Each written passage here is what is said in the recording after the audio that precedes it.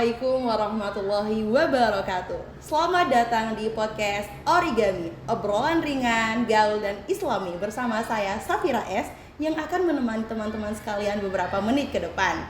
Dengan narasumber kita atas nama Mbak Murtihana selaku Ketua Umum Ikatan Mahasiswa Tarjih Muhammadiyah Putri periode 2023-2024. Beliau merupakan salah satu thalibah dari semester 5 Pendidikan Ulama Tarjih Muhammadiyah dan juga utusan pimpinan daerah Asia Kulon Progo. Mari kita sapa narasumber kita pada pagi hari ini. Assalamualaikum Mbak Hana. Waalaikumsalam. Apa kabar Mbak? Hari ini sehat? Sehat, alhamdulillah. Safira sendiri bagaimana? Sehat pagi ini? Alhamdulillah sehat Mbak. Jadi ini tadi kita podcast Origami, obrolan ringan, gaul dan islami. Jadi kita bakal ngobrol-ngobrol ringan aja gitu ya. Ya, betul sekali Mbak. Ini insya Allah kita akan membahas tema tentang orientasi seputar Ikatan Mahasiswa Tarjih Muhammadiyah. Sebelumnya ini ada edisi 1 loh Mbak. Ya, edisi 1 itu tentang seputar orientasi pendidikan ulama Tarjih Muhammadiyah. Jadi edisi 1 membahas tentang PUTM, kemudian sekarang ke IMTM gitu ya? Ya, tepat sekali. Oh ya teman-teman, perlu diketahui bahwa podcast Origami ini merupakan program perdana Ikatan Mahasiswa Tarjih Muhammadiyah periode 2023-2024. Oke, langsung saja kita melangkah ke pertanyaan-pertanyaan kita ini. Oke Mbak, tadi kita punya judul IMTM. Apa sih IMTM itu Mbak? IMTM, jadi IMTM itu singkatan dari Ikatan Mahasiswa Tarjih Muhammadiyah. Nah, dia merupakan organisasi intern yang berkedudukan di Pendidikan Ulama Tarjih Muhammadiyah Yogyakarta, Pimpinan Pusat Muhammadiyah Yogyakarta. Nah, organisasi ini berorientasi di kemahasiswaan, keagamaan dan juga kemasyarakatan. Berarti khusus untuk pendidikan ulama Tarjih Muhammadiyah. Apakah ini bisa dikatakan itu seperti BEM ya Mbak? Di universitas lain mungkin ada istilah BEM gitu. Iya, bisa dibilang seperti itu karena memang ini organisasi untuk mahasiswa PUTM itu sendiri. Tapi kalau untuk bisa disebut ini selevel dengan Ikatan Mahasiswa Muhammadiyah di IMM gitu lebih tepatnya sih. Jadi Mbak tadi nyebutin IMM dan IMTM. Jika dilihat dari struktur katanya ini yang beda cuma satu sih Mbak ya, tarjih itu ya. Iya. Apa sih perbedaan IMM dan IMTM ini? Kok ada keistimewaan dari segi namanya ini Mbak? Apa yang membedakan?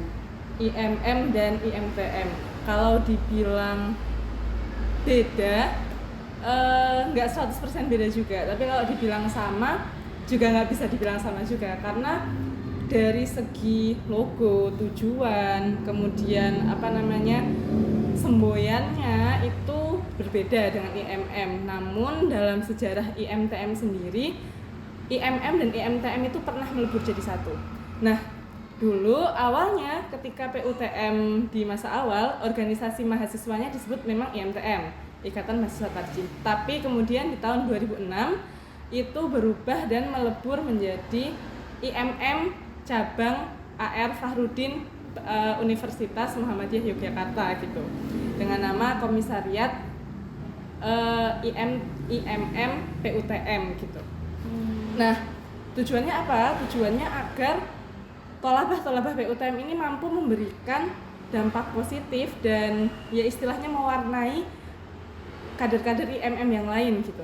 Namun seiring berjalannya waktu karena kegiatan PUTM itu lumayan cukup padat dan juga lokasinya berbeda-beda seperti yang pernah disebutkan di podcast yang pertama, kami memiliki 3 asrama. Jadi untuk berpusat ke satu tempat mungkin harus ke UMY itu sedikit sulit gitu.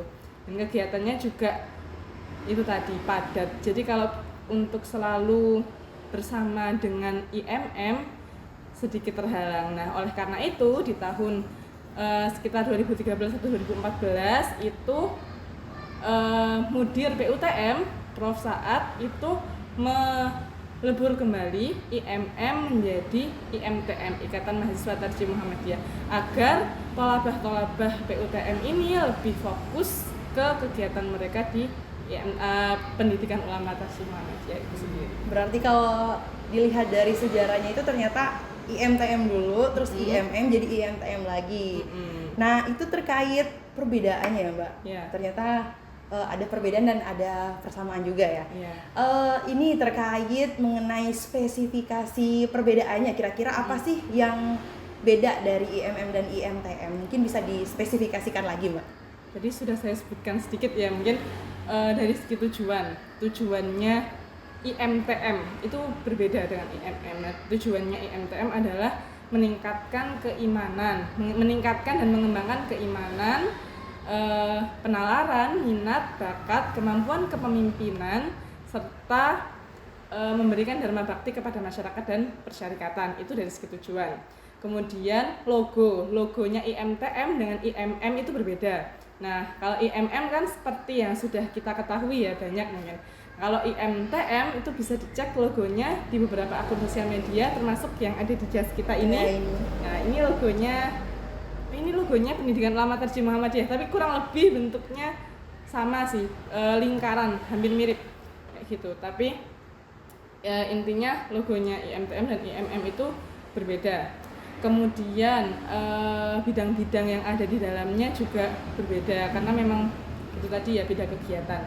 Nah, satu lagi yang agak istimewa itu semboyannya. Semboyan IMTM itu Hayatul Fata bil Ilmi wat Tuqa. Kalau IMM kan Fastabiqul Khairat. Kalau kita itu Hayatul Fata bil Ilmi wat Tuqa. Ini diambil dari sebuah mahfuzat yang menggambarkan supaya girohnya tolabah atau mahasiswa PUTM ini tuh lebih ke apa sih ketika kita mengatakan itu Hayatul Fata bil Ilmi wat Tuqa, kehidupan seorang pemuda itu dari ilmu dan ketakwaannya. Jadi harus balance gitu. Kita tuh juga berilmu, namun juga ilmu itu nggak sekedar hanya ilmu saja, namun kita juga didasari dengan ketakwaan. Setiap kita mengatakan itu, kita jadi ingat lagi kalau ini nih yang membuat kita istimewa kayak gitu.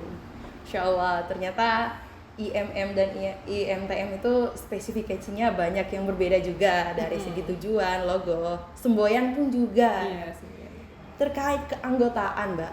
Kan tadi IMTM itu adalah organisasi intern PUTM. Tapi apakah anggotanya itu dari universitas lain bisa masuk ataukah pun sebaliknya, Mbak? Atau gimana? Untuk keanggotaannya itu hanya khusus untuk tolabah atau mahasiswa PUTM itu sendiri. Nah, kami menyebut anggota IMTM itu sebagai mahasiswa aktif atau tolabah aktif ya, yang mana mahasiswa aktif itu terhitung dari semester 1 sampai dengan semester 6 di Pendidikan Ulama Tarjih Muhammadiyah. Karena nantinya di semester 7 dan semester 8 tolabah disebut sebagai tolabah pengabdian. Kan kami terbagi menjadi dua, antara UMY dan UAD. Nah, nanti di semester 7-8 itu yang UMY sudah termasuk tolabah pengabdian ke Unires UMY, sedangkan yang UAD itu ke Persada UAD gitu. Jadi anggotanya hanya dari semester 1 sampai semester 6 saja. Jadi anggotanya itu bisa dikatakan yang masih bertempat atau masih ada di asrama PUTM itu sendiri selama 3 tahun. Iya. Oke nih Mbak, itu terkait keanggotaan. Kira-kira berapa lama sih masa jabatan dari IMTM ini? Apakah selama 3 tahun itu ataukah ada masa-masa tertentunya? Masa jabatan dalam satu periode kurang lebih itu 2 semester. Jadi ya bisa disebut 1 tahun ya, enggak full 3 tahun itu, karena nanti akan ada regenerasi dari generasi selanjutnya gitu. Jadi hanya 1 tahun. Biasanya itu dilantik di awal semester 4, kemudian berakhir di akhir semester 5. Iya. Oke Mbak, tadi kita udah bahas tentang perbedaan IMM dan IMTM. Nah, dari segi tujuan tadi itu ternyata ada perbedaan. Dari segi nama juga beda. Nah, kira-kira Mbak, bidang-bidang apa saja sih yang ada di IMTM itu? Bidang-bidang yang ada di IMTM ya tadi ya, karena beda dengan IMM kegiatannya, jadi bidang-bidangnya kita sebenarnya kalau kata di pondok-pondok mah bidang-bidang kita ini lebih ke menjalankan fungsi mudabiroh kayak gitu. Jadi bukan hanya sekedar organisasi mahasiswa biasa, namun IMTM juga melaksanakan fungsi mudabiroh yang mana kita mengatur kegiatan-kegiatan yang ada di asrama masing-masing gitu. Untuk bidang-bidangnya itu satu ada kepesantrenan. Ya. Pesantrenan itu yang biasanya mengatur kebersihan serta keamanan asrama. Kemudian ada bidang ibadah dan dakwah, itu mengenai spiritualitas mahasiswa. Kemudian ada bidang keilmuan. Keilmuan itu apalagi ulama tarjih gitu ya. Itu harus ada bidang keilmuan. Kemudian bahasa. Karena itu tadi kita memang semi-semi seperti pondok pesantren kayak gitu. Terus apalagi nih? Udah keilmuan, udah lughah, bahasa sudah. Terus asbo. Oh iya, ada asbo, olahraga. Kemudian ada media dan terakhir ada kewirausahaan. Oh, sampai kewirausahaan pun ada juga ya, ada. Masya Allah. Boleh dong Mbak ya, dispilin beberapa program kerja atau kegiatan-kegiatan yang ada di divisi-divisi itu. Program-program kerja. Jadi kalau program-program kerja yang ada di IMTM itu meliputi dua hal. Program kerja harian dan juga program kerja yang hanya dilaksanakan beberapa kali atau bahkan hanya satu kali saja dalam satu periode. Untuk program harian itu lebih mendukung ke yang segi mudabiroh itu tadi, misalnya piket harian atau kegiatan-kegiatan misalnya wajib berbahasa kayak gitu, pokoknya mengatur yang harian. Sementara yang program-program yang beberapa kali itu tadi itu karena kita meliputi tiga hal tadi kan, kemahasiswaan, keagamaan dan juga kemasyarakatan. Mungkin contohnya aja ya, kalau disebutkan seluruhnya ini bisa sampai besok gitu. Itu jadi dari segi kemahasiswaan, misalnya dari keilmuan mengadakan seminar-seminar, pelatihan, dari media melakukan pelatihan editing kayak gitu. Itu dari segi kemahasiswaan. Kemudian kalau dari keagamaan itu lebih ke spiritualitas, jadi mungkin lebih ke bidang ibadah dan dakwah itu kita lebih seperti kultum, ceramah, kajian-kajian kayak gitu. Terus di kemasyarakatan kita nggak cuma di dalam aja nih, nggak cuma IMTM secara tolabah aja, jadi kita juga tolabah BUTM atau anggota IMTM ini juga terjun langsung ke masyarakat. Kemarin salah satu program besar kami adalah Peduli Kurban. Nah, Peduli Kurban itu adalah ketika mahasiswa PUTM atau anggota IMTM terjun langsung ke masyarakat dan memberikan bantuan kepada masyarakat-masyarakat yang kurang mampu melaksanakan ibadah kurban. Jadi kita bareng-bareng tuh terjun ke masyarakat, kita menginap beberapa hari di sana, kemudian berbaur dengan masyarakat untuk melaksanakan ibadah kurban. Dengar-dengar katanya ada program dekat ini Mbak juga. Ya, itu sedang ongoing. Bentar lagi insya Allah di tanggal 13 bisa dinantikan. IMTM akan mengadakan donor darah. IMTM Putri akan mengadakan donor darah bersama masyarakat sekitar asrama kita aja sih memang. Tapi itu skalanya lumayan besar. Kita mengundang masyarakat sekitar untuk meningkatkan kepedulian dan juga dari sisi mahasiswa biar bisa lebih dekat gitu interaksi dengan masyarakat. Artinya meskipun IMTM ini adalah organisasi intern PUTM, tapi ternyata juga berbaur dengan masyarakat sekitar ya Mbak. Bahkan melakukan kegiatan besar tadi seperti Peduli Kurban. Itu sepertinya kegiatan yang paling besar kayaknya ya Mbak ya, dan juga bisa seperti itu juga sih. Iya. Bagi teman-teman yang kepo nih, kegiatan apa aja sih yang dilakukan IMTM? Nah, teman-teman bisa mengecek di sosial media Ikatan Mahasiswa Tarjih Muhammadiyah Putri. Apa aja tuh akunnya? Nah, akunnya itu ada di Instagram ya, tentunya Instagram, ada juga di Facebook, ada juga di email dan juga di YouTube. Nah, kayak podcast ini di YouTube.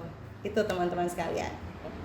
Berarti kalau misalnya masyarakat ingin menghubungi IMTM tuh bisa tuh ngirim ke akun-akun sosial media itu bisa ya? Oke, benar sekali. Kalau misalnya ada kebutuhan persuratan atau ada saran dan juga kritik itu bisa mengirim ke media sosial kita atau juga langsung ke email kita. Oke, langsung nih Mbak.